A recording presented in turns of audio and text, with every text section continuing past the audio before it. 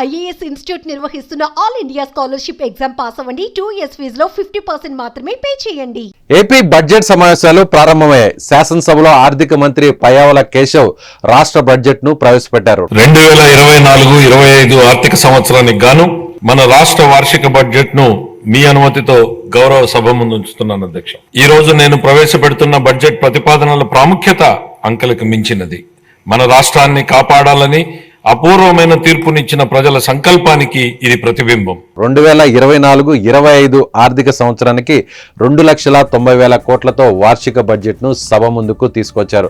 Budget revenue వ్యయం అంచనా 2.34 లక్షల కోట్లు, అలాగే మూలధన వ్యయం అంచనా 32,712 కోట్లుగా పేర్కొన్నారు.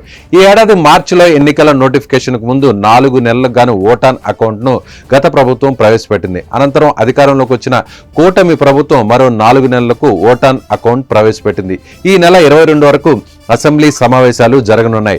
బడ్జెట్ ఆమోదంతో పాటు కీలక బిల్లులను ప్రభుత్వం ప్రవేశపెట్టనుంది. ముఖ్యమంత్రి చంద్రబాబు నేతృత్వంలో ఉదయం జరిగిన మంత్రివర్గ సమావేశంలో వార్షిక బడ్జెట్ కు ఆమోదం తెలిపారు.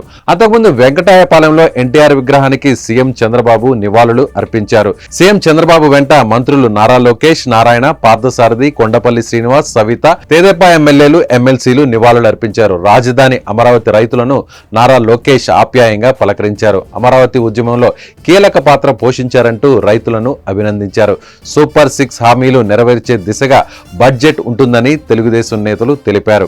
ప్రభుత్వంపై చేస్తున్న విమర్శలపై చర్చించేందుకు దమ్ముంటే ఎమ్మెల్యే జగన్ అసెంబ్లీకి రావాలంటూ ఆ పార్టీ నేతలు సవాల్ చేశారు.